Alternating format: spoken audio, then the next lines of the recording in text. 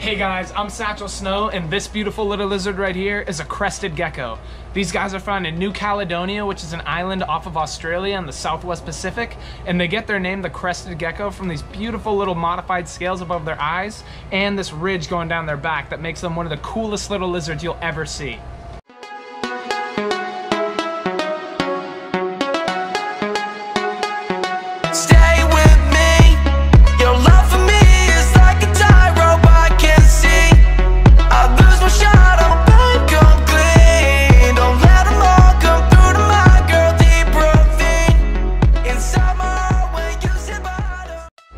The crested gecko was thought to have been extinct until it was rediscovered in the early 1990s by a group of explorers when they were in the treetops of that island, because they are very arboreal, which means they love living in the trees.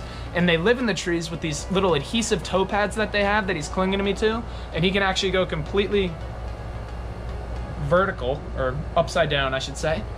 And that's because there's millions of little hairs underneath each toe pad that's sticking to the surface and helping him cling really well. And their tail is kind of like a monkey's tail. It's prehensile, which means it can wrap around stuff a little bit, and it also has an adhesive pad on the tip of it as well. So that really helps them climb.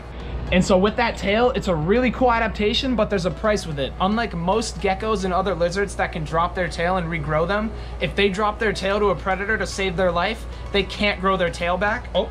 And he jumped right there. And they'll also use that tail to help them break through the air and control their motion. So when they lose that tail, it takes them about a week to readjust and learn how to move their bodies in the air without that tail. But they're fine without it. They can actually learn how to use their toe pads as kind of an air brake. So that's pretty cool. But yeah, these guys don't want to lose that tail because it's like a monkey's tail. It's like a fifth arm. And these guys are really unique amongst geckos because they're one of the only species that eats fruits and vegetable material like nectar and plants. Most geckos are just mainly insectivorous. These guys are as well. They'll eat bugs, but they do mix in some fruits every once in a while. Another reason these guys are really hard to find in the wild is because of habitat loss, which is really unfortunate, and humans being foolish by introducing invasive species to the island.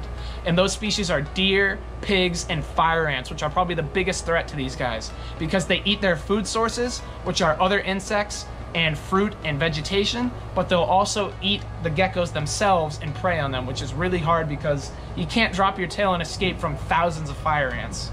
And so one of the ways these guys avoid predation from fire ants and other bigger geckos in their environment is by being nocturnal. So that means they're mainly active at night, and they do all their hunting for little insects and foraging for fruit during the nighttime so that they don't get seen as easily by predators. And one of the ways you can tell these guys are nocturnal is this very vertical slit pupil that it has, and that allows it to dilate even further so that they can take in more light and see very clearly at night. A really awesome thing about these crested geckos is that they don't have eyelids. So what that means is instead they have a scale over their eye that's translucent, like a snake would. So that's gonna protect their eye from anything getting in there. And the way they'll clean their eyes off, they can't blink like we can, so they're actually gonna use their tongue like a windshield wiper and clean their eyes off like and get any kind of dust or water droplet that's on there off. But one of the things you might say is, well, how do they sleep?